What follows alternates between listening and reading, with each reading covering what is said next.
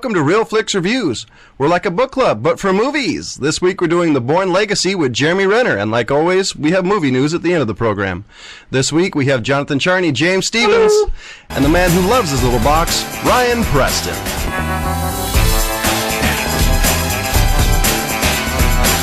This week we're doing the movie Bourne Legacy, and this week it was a joint pick between the three of us. James, you want to give a short synopsis of what this one's about? Basically, it's there's another program besides what was the first one? It was Bourne Identity. No, the first program. The first program, Treadstone? Yes, thank you, Treadstone. Treadstone. I was trying to think, I was going to say Blackbriar, but I knew that was the second one. Anyway, so this one is another program that's kind of, they decided they were going to wipe it all out. You'd say it was a genesis of the original Blackbriar and Treadstone were a genesis of this program, right? This is the new, latest, and greatest. Right. Yeah. It's based off the original technology. Yeah. Yes. And then they decide that this one's getting a little bit too hairy as far as the fact that the media is pushing on it. They decide to wipe everybody out. They miss one. Blah, blah, blah. He decides that he needs to get off the pills and have all the genetic enhancements permanent so that he doesn't revert back to a previous state of, stupidity. Normal people. No, actually it's the stupidity. He didn't want to go back to being dumb. Dumber. He'd go back in intelligence. He'd go back to the original point he was at before he started taking the viral, I guess. Yeah. Well, actually, they said it would be worse. Oh, wow. It would actually make him dumber. Yeah, it would actually revert him back to a dumb state. And then he's talked about that. They showed videos of them coming off of it, and it was a horrible thing that he had seen. So it's like loosely based on that flick Charlie back in the day.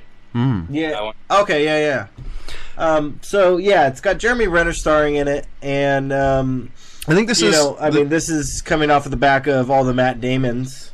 Yeah, and this is Jeremy Renner's first major starring movie that I know of. He was in the movie SWAT. He was Hawkeye in Avengers. This is the first one I know that he's been the title character. The Hurt Locker.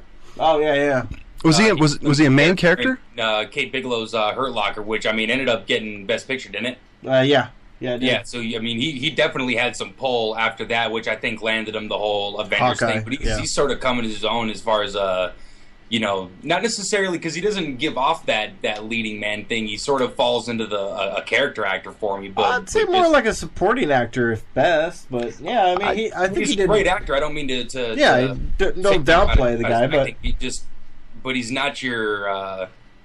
He kind of came out of left field with the whole leading role thing, and I would give you that. So far. Yeah, I actually really liked him in the SWAT. The movie sucked, but I thought he did a pretty good job. And I can't pick anybody out I liked in that movie because the movie did suck. So, I thought he did a good job. I mean, in a movie that sucks, there's going to be one or two people that do a good job, but when the overall thing sucks, you really can't say that guy did a fantastic job in that sucky ass movie. We both know you liked Ladies Love. Come on. It was just a poorly written flick. Yeah. Oh yeah, but it's off a basis TV, a '70s television show. How good can it be? Right. So did you want me to start this one off, or did you? Well, I'll start this off, but I want to say Ryan didn't have the chance to see it because for some reason it disappeared from his local theater, which means he should go. I was putting it off, but this isn't the first time I missed homework and showed up to school, so. Yeah, but this means you should live in a place. This means to really hear what's going on from a perspective of I'm a huge fan of the first three movies. But was that to imply that you actually did homework? No, that's what I'm saying. I just kept going. And, okay. Homework wasn't even an afterthought. So to quote Ryan Preston in earliest Real Flix Reviews, this means he needs to live in a local area that actually has movies in it. Well, no, I just need to stop putting shit off until the last minute. Sure. So he's been moved. So what Ryan's going to do is, like previous episode, he didn't have a chance to see it. We're going to tell you, we're going to give him our 6 points, 5 points, and he's basically off of what we say is going to give his yes, I'll see it, no, I won't type of thing. And I'm going to try to derail it from my knowledge of the first 3 movies and start picking your points apart And also what it means, if he does get a chance to see it at some point, he'll give a short synopsis and his small points about if he liked it or not, if he does get a chance to see it. And I'll go. One thing is I liked how they actually tied this in the Bourne universe. It took place roughly in the same time frame as the third Bourne. I think it was right when Bourne was in New York. The tail end of the second one. No, third one. it was the tail end of the second one into the third one because he wasn't in New York initially. Yeah, that's right. Because it mentioned he was in Russia, then he appeared in New York. Yeah, that's right. That's right. So in the second movie, he went to go visit the girl. He's not paying attention. What'd you say? I was waiting for Ryan to finish his point before I cut him off again. And then the third one, he started and he came. The other one, I got to say, it has the same tempo style during the action scenes as the originals three, like keeping the action fast-paced while keeping the slow story parts really important to the movie. And they always had a way of driving the dialogue to where you feel like you're absorbing a shit ton of information. And you don't actually know anything. In a short period of time. Yeah, and it makes you like, okay, I can't wait till the next scene. Right. The other things, I love the color palette choice. It still has that surreal color choice that the original three had, which being a fourth movie with a different actor kind of made me a little worried, especially when I think it had a different director. Maybe. Ryan, you got that, or do you want me to? I don't have it right here in front of me. You know what I was actually going to ask though? The original three, was this was based in some kind of I don't want to say Tom Clancy, but it was. Well, Robert Ludlum wrote the original books. Okay, right, and he wrote the first two, Bourne Identity and Bourne Supremacy. He really had nothing to do with the Ultimatum or this one, but well, the thing is, I'm not sure. I don't remember if Robert Ludlum is actually still alive. So my guess is his family was involved in it somehow. Maybe, but my point is he did a really great job of establishing a great universe in which to work in. You know what I mean? And all of like the Tom Clancy stuff. You know what I mean? Had that same kind of all the John Ryan movies. You know. It looks like I was wrong. I guess the original director did do all the movies. So I'm sorry. Originally, I heard somewhere down the line beforehand that it was by a different director. He directed the Bourne Legacy. He was writer for Bourne Ultimatum, Bourne Supremacy, and Bourne Identity. So he wasn't the director of the other three? He was not the director of the other three. He was a writer for the other three. He wrote the first three movies, you just said, right? Yeah. The director of the fourth one, which is Bourne Legacy, co-authored or wrote the other three. Yeah, that was three amazing screenplays. You know, I mean, like I said, they put a lot into that. And the other thing, another point of mine is it seems to miss the serious drama overtones that the original have. Instead, it was replaced by an action movie sensibility. Okay. Which is, I think, what most people fear. Yeah, because I thought the first two really, I thought had a lot of real drama tones. And I think the third one was missing it in certain areas, but to me that first two written by the guy, based on his two novels, and then they just wanted to tie it up with the third and fourth. Yeah, pretty much. And the last one is the longest chase scene in any movie I've ever seen. It's got to be, if not a half, it's a third of the entire movie. Are you talking about the motorcycle? The motorcycle scene. It was the last half of the entire movie. I would say, is it longer than the chase scene in the Blues Brothers? I'm thinking Ronin. Yeah, I was thinking Ronin. I'm thinking Ronin's got to have one beat on that. I bet it does. Anyway, the chase scene in the Blues Brothers, they must have wrecked about 300 Chevy Caprices. Yeah. I'm impressed they found that many. I mean, pretty easy to find those things. They were police cars all over the place. And that was really it. I mean, I like the movie overall, but yeah, just the certain not having the hardcore drama in parts, the feeling of it, I thought to me was such a shame because I thought the original three had that, especially the first one when they were introducing him as the character. What about you, James? Well, kind of, I thought the drama in the beginning portions where they were in the cabin and everything like that, I thought that was really well done. Yeah. I agree. Little bit in the scene of the doctor by herself and tying her in with, oh gosh, what was this character's name? It's not Bourne, it's Aaron. Wasn't it Aaron? Yeah, it was Aaron Cross. Yeah.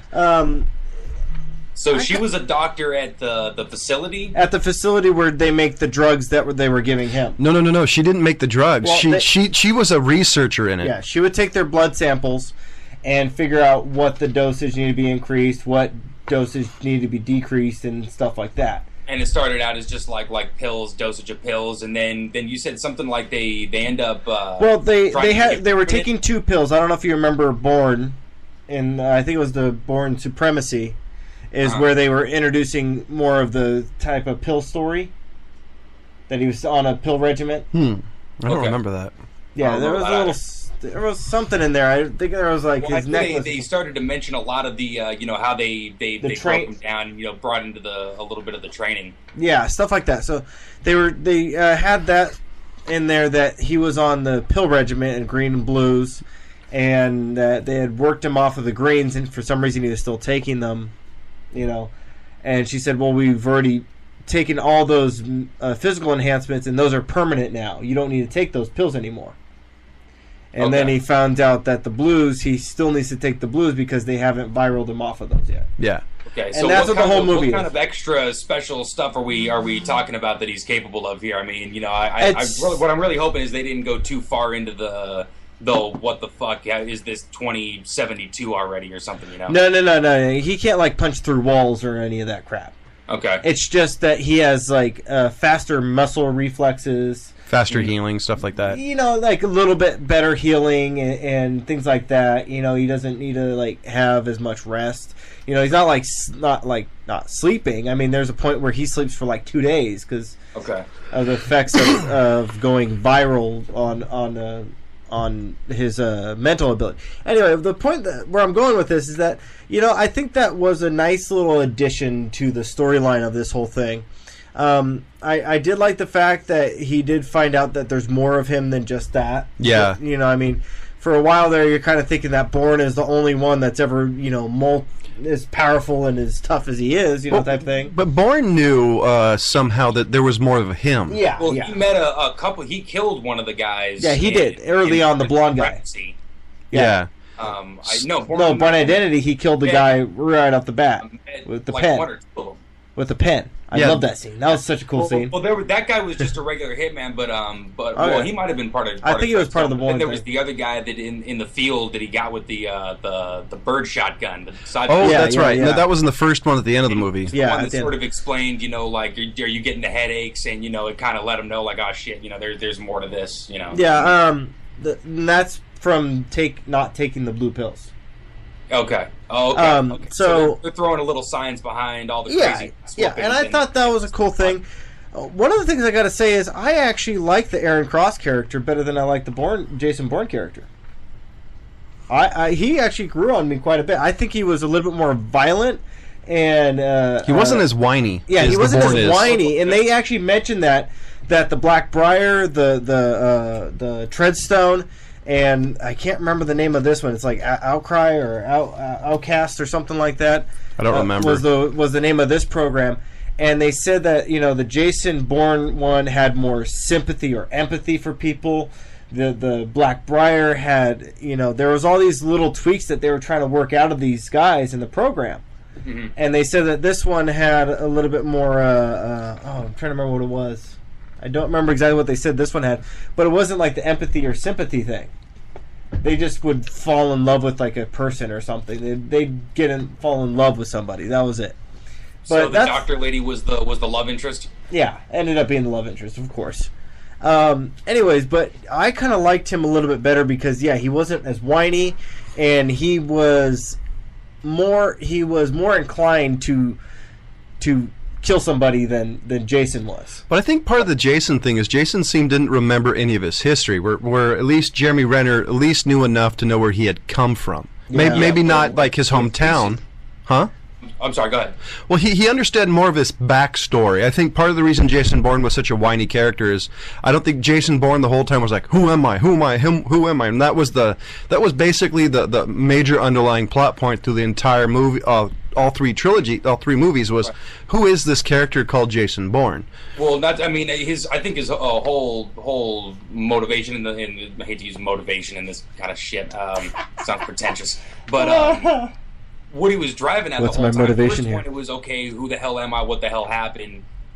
But what he remembered was just being, like a decent human being. Didn't want to hurt anybody. Didn't really have the motivation to go out and really cause a lot of damage. Did what he had to do. And then the second one was like, dude, just leave me the F alone. Yeah. You know what I mean? And then third one was, I told you to leave me alone. Yeah. But, yeah. So what I was really going to boil it down to is I did like this movie. I thought it was pretty good. The things that bugged me about it were a lot of the cinematography. I don't like spinning cameras. Which part do they use? In the beginning, there was this whole scene, like right after the missile had gone off, and it was a scene with Edward Norton and his crew, and the camera just spun around the room and around the room, and it's like, am I on a freaking carousel here? What the hell? I don't remember that. I don't need to be spinning around these people. It was annoying. Well, and I think the whole series might have pioneered the whole, nauseous camera. Number 3. And number 3 most of all. I don't know if it was the first one originally or the second one, but they developed a whole new way of shooting a fight sequence, as far as they basically did everything like contact-wise, but then they just sped up the film. That was number 1. They did that, and then they kept it going throughout. And then that wasn't too bad, and that doesn't bother me that much. What bothered me was the jumping, spinning camera during the chase scene, the 30-minute chase scene that John was talking about, right. where they were taking the camera and like zooming it all over the place, and it's like, I'm actually trying to watch something here. Right. Can somebody actually like focus on something instead of just like bouncing all over the place? That was pretty bad. Look, I know you, dude. You're not trying to diss any kind of artful sort of cinematography. No. But in an action movie like this, I definitely see where you're coming from. I mean, that's like an abstract thing right there. That's like somebody chucking a bucket of paint on a canvas and saying, "Hey, it's a bird." It's like, really? Come on. It seemed like they were trying to tell an additional story with the camera, just not with the things they were filming. No. Yeah. I'm strictly... Hold on, guys. I am strictly just talking about the chasing. No, that's what I was talking about. With the chase scene, it seemed like they were trying to make it more fast-paced, more dramatic by making these really weird fast zooms, quick cuts. But see, what they don't realize is the reason we like a car chase is because we like to see cars getting chased and whatnot. Yeah. And I mean, Bullet. When was that? 60, 67, something like that? Yeah, I think it was 60-something. I mean, they filmed the same car going around the same corner just from 4 different angles and chopped that into a really memorable car chase. But you got to see everything. I mean, nobody needs to reinvent the freaking wheel on this one. No. They really don't. And I mean, it's just I think what they were trying to do there was they were trying to take part of the way that they had done the fight sequences and turn that into the way that they were doing the chase sequence. Car chase, yeah. And I think that's what they were trying to do. And I'm sorry, guys, but fail. And it was 1968. Yeah, okay. There was one scene they did something similar where the guy was going down the stairs on a motorcycle. Oh, didn't they? He started up top with him and it switched, didn't it? Where you could see him coming down. It was something. The way they did it was really kind of like there was no point to it. Well, I think I understand it because they weren't trying to show you how he actually got down the stairs. Because the way they jumped the camera was he started going down the stairs and then they jumped to another part where you couldn't see the actual stairs. You could just see him going down. They didn't want you to see all the grease they used to get it down the thing. Yeah. Right. But that's one of the things that really bugged me. And the last thing about this movie, and this has to be my biggest problem with this one, is the end. They're on a boat in the was it Philippines or it was the Philippines? I think it was the Philippines. I'm not sure. It was Philippines. Anyway, they're in a boat on the Philippines, and I mean they literally just got away from one of the other guys from another program that they weren't supposed to have up and running. They just got the Venom version of the Venom version of the program that they just got out of and the guy he did die. Yeah, he was dead. And they get on this boat. They're in the boat. They're out in the middle of the water. He asked for a map. Aaron Cross asked for a map. Gets the map. Dr. Chick goes, "Are we lost?" "No." "I was hoping we'd be lost." Rolls up the map. Are you freaking kidding me? You have all these guys after you trying to kill you still, and you're going to end the movie on, let's just throw caution to the wind. So that Are you serious? Right off into the sunset. Yeah. He's still on their ass. Yeah, exactly. see, I'm surprised they didn't start doing the Happy Trails song, from Roy Rogers. But what James? I mean, the thing about, hold on, I'm not done yet. The thing about these guys that are chasing them, they got super duper Google Earth guys. They can zoom in on the area where the guy just died. Oh, there's a boat leaving. Let's track that. There he is. Let's send a nuke. Well, in theory, they didn't know where their guy was, right? No, they knew where he was. Really? They didn't lose him.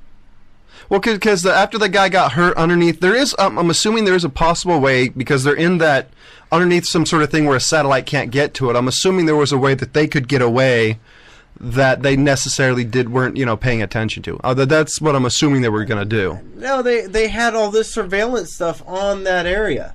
They know where their guy disappeared. Yeah, they don't know what. Yeah, but they don't necessarily know what's happening in. I got a question for you. If you have a guy that is supposed to be killing somebody disappear on a dock, where's the first place you're going to look? On the dock, not necessarily the boats. So if the boats are leaving, are you going to have like a satellite that you can check every boat that goes away? When you have that many people as they did in their little war room checking everything, I think I would. It's just kind of logic. I mean, they would have to be the stupidest spies ever. Well, I'm assuming because somebody helped them. So that's the only thing, I got to assume is somehow they didn't see him get away. But I'm thinking they might be relying on the fact, like, oh, these guys are really good. Of course, they're going to be able to figure out a way to evade. So use your friggin' imagination. Well, okay, but I guess I gotta let a little bit slide because I think that they're going to be done with the series. I think this is the end. I hope so. I mean, it's not.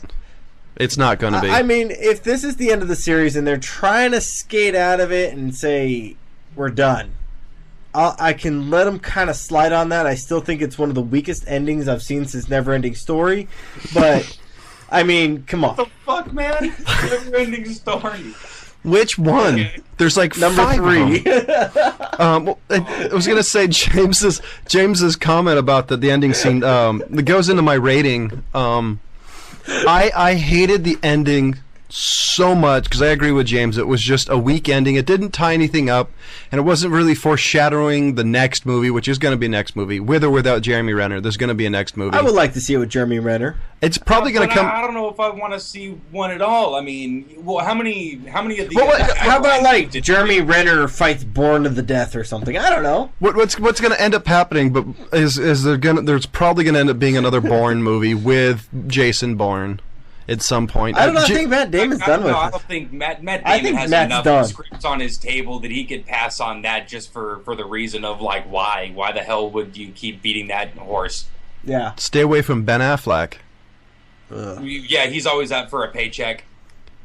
So sorry, that was a terrible joke. A terrible joke. Almost as bad as my Neverending Story.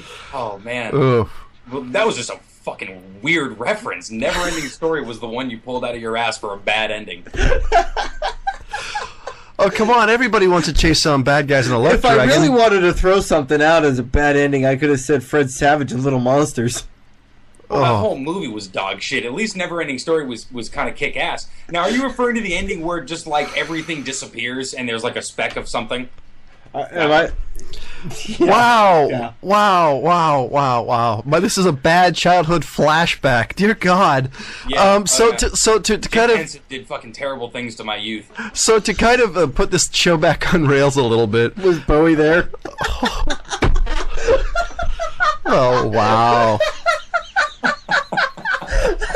Wow. You get really fascinated by that weird little ball thing that, Welcome to Bad Reference Hour and Real Flix Reviews, ladies and gentlemen. Poor Waldo. Ooh.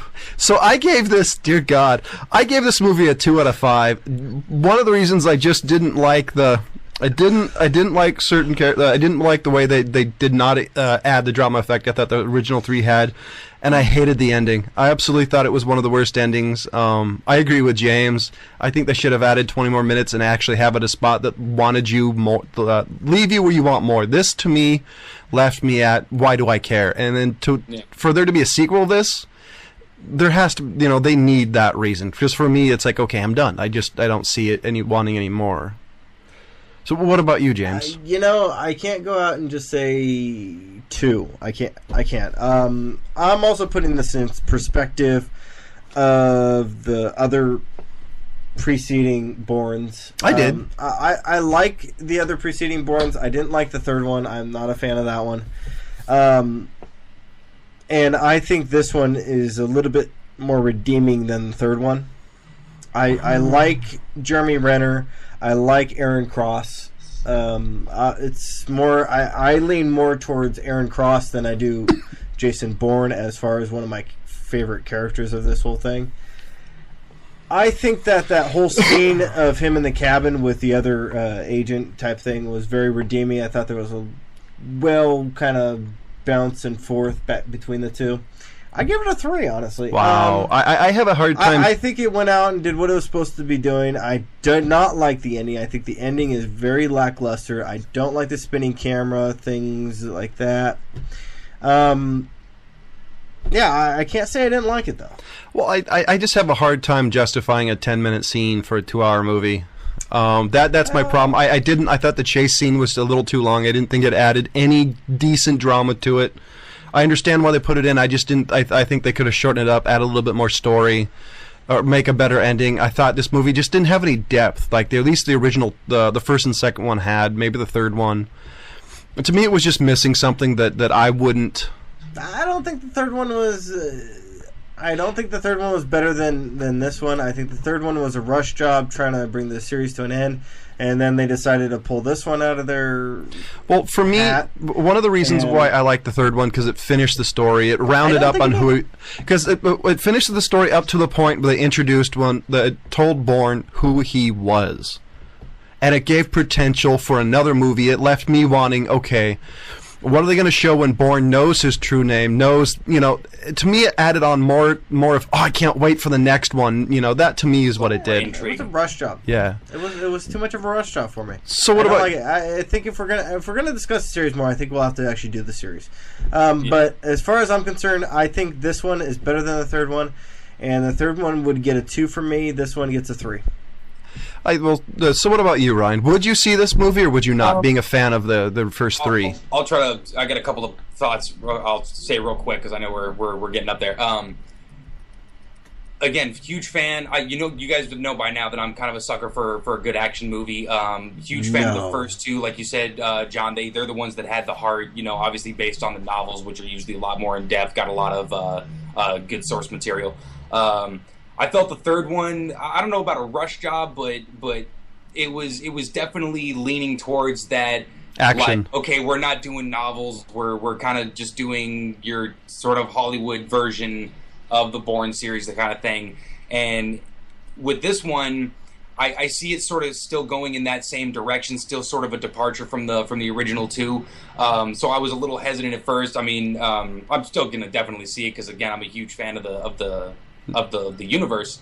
I kind of expected a long car chase. I mean, with these series, I mean, the car chases are like Rambo's knife. You know what I mean? It just gets bigger every movie. Wow, good comparison. Carrying a claymore. But all in all, I like Jeremy Renner and the stuff that I've seen him in. I know he can definitely, do stuff like this and has the depth to do this sort of universe justice. God help them if they do another remake to this stuff. I know. Sight unseen of this one, they don't need to make another one. I'll definitely go check it out though, and I'm kind of interested on you guys being torn with John on the 2 and James giving it a higher score because I as far as I know of James, he falls more my direction in being a sucker for action movies too. So.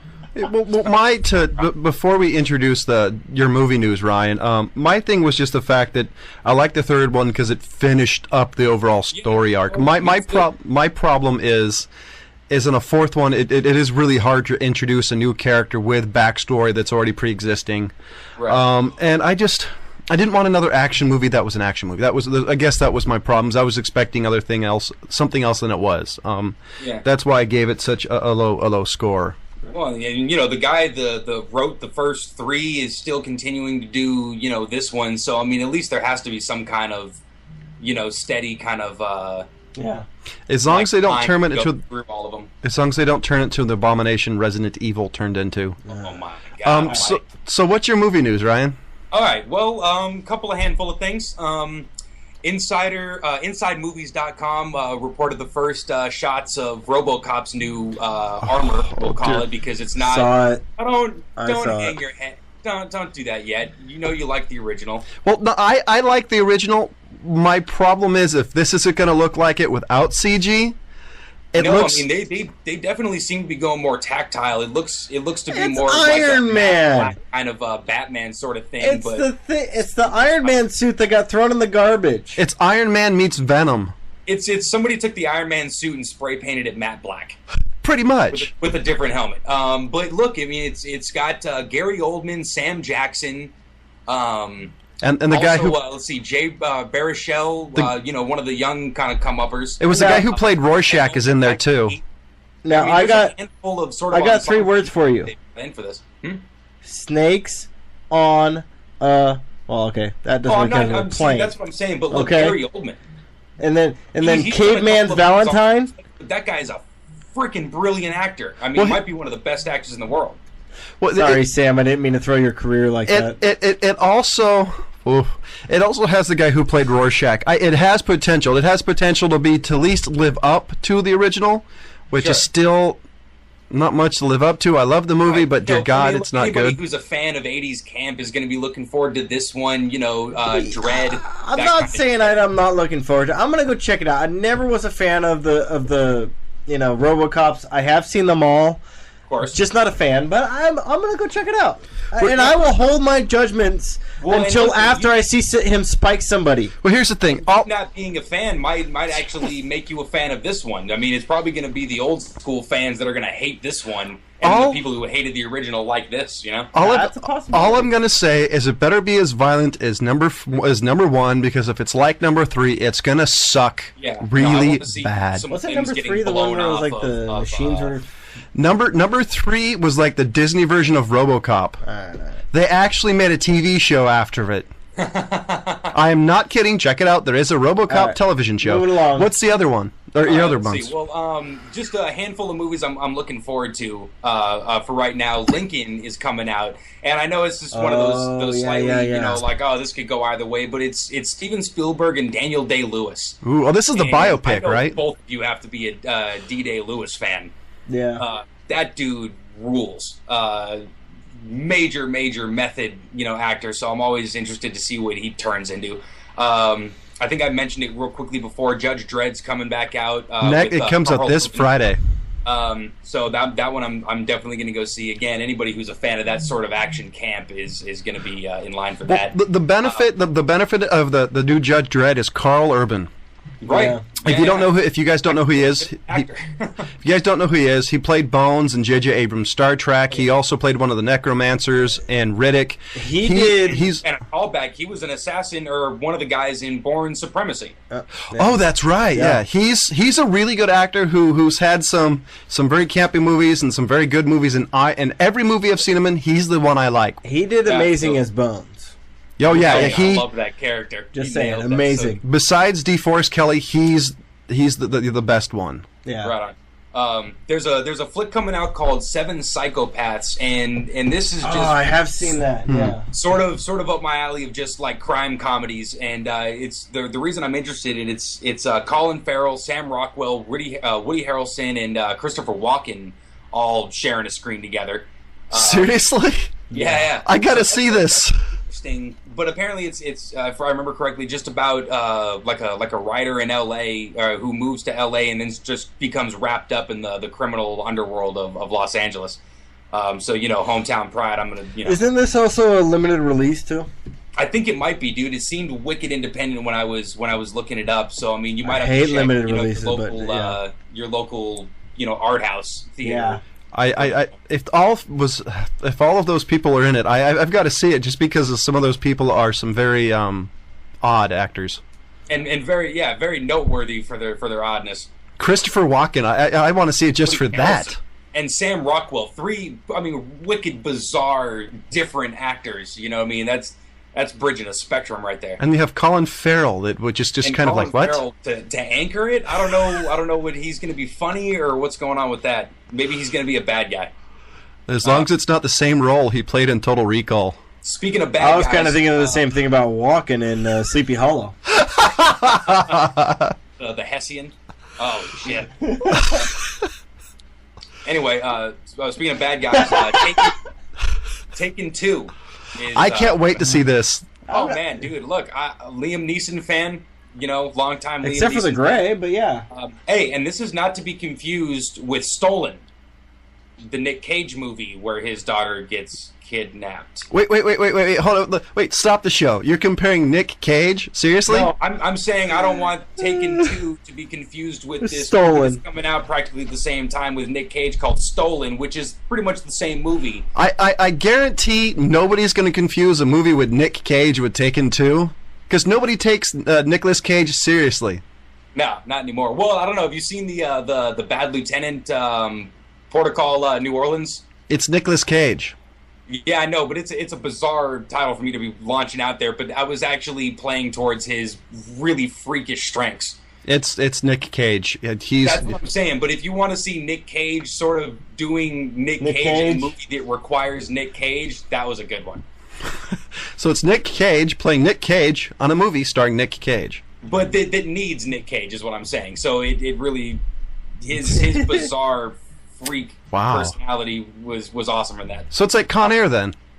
Yeah. Red Dawn might be one that I'm looking forward to the most in recent. Which one? Or in the recent future or Red near Dawn. future.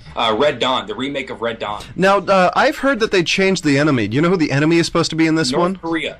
Oh, so they changed it from China. Originally, it was supposed to be China. Well, basically, just the person who's we give a shit least who if they get pissed or not. So. North Korea. I'm just kind of thinking, because, the title of the movie had to go with China. Right. The flag of China. The Mexicans in the original movie. It was the Russians and the Mexicans that teamed up to invade in the original movie. Oh, yeah. Hence Red Dawn. So are we going to do a bad movie compare and contrast on that one? It's a remake. Are we classifying the original Red Dawn as a bad movie? It's an 80s movie. Okay, fair enough, which, takes points off of it, but remains a good movie. Patrick Swayze. Still remains a good movie. Dude, he just went up to you. The handicap of the 80s and Patrick Swayze. We've got to get going. We're running a little out of time, but... Okay, but Roadhouse and Black Dog. I love those two movies. They are not good movies.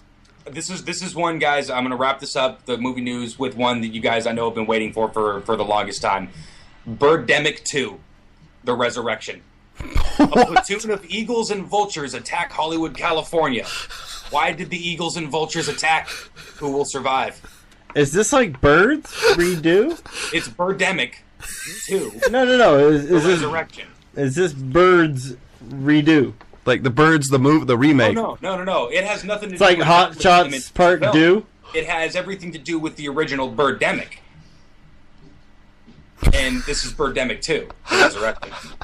Wow. So, with movie news, I'm Ryan. It sounds like it's up there with Redneck Zombies. Oh, man. I can't wait to drink heavily and watch that. Well, for once in my life, I've seen James speechless. So, ladies and gentlemen, I gave Bourne Legacy a 2. James gave it a 3. Ryan says it's a must-see, for some reason. But must-see. Allegedly. And for... Reluctantly. And for Jonathan Charney, James Stevens, and Ryan Preston, see you next week. Hi, I'm Rob Charney, Old Guy Tech TV, and I'm here to talk to you today about Windfall. Windfall is your local paper for classified ads, for what's happening in El Dorado County, for just about anything that has to do with El Dorado County.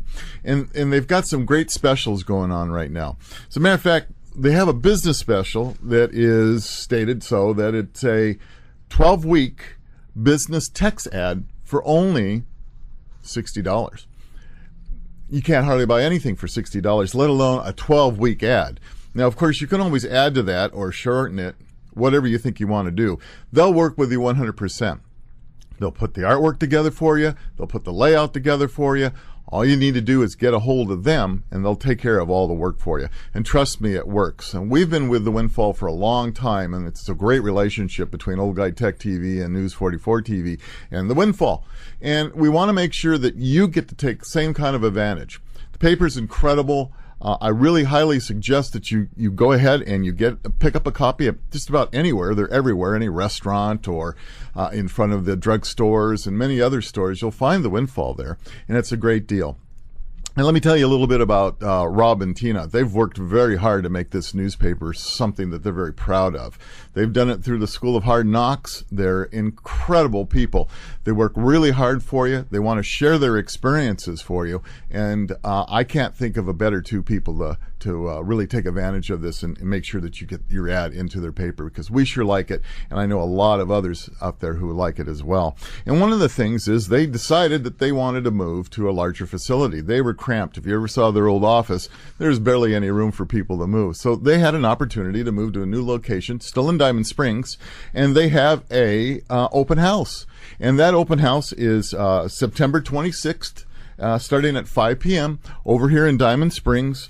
And you know what? If you can come on by and just say hello, that would be great. Take advantage of some of the food and the music and the cars and some of the other stuff that's out there, and really enjoy yourself and have a great time. So I'm looking forward to it. Old Guy Tech TV will be there. Maybe we'll get a chance to talk to you. If you've got a business or you have a message you want to get out, you come and see us. We'll make sure that gets done. So don't forget, shop the Windfall.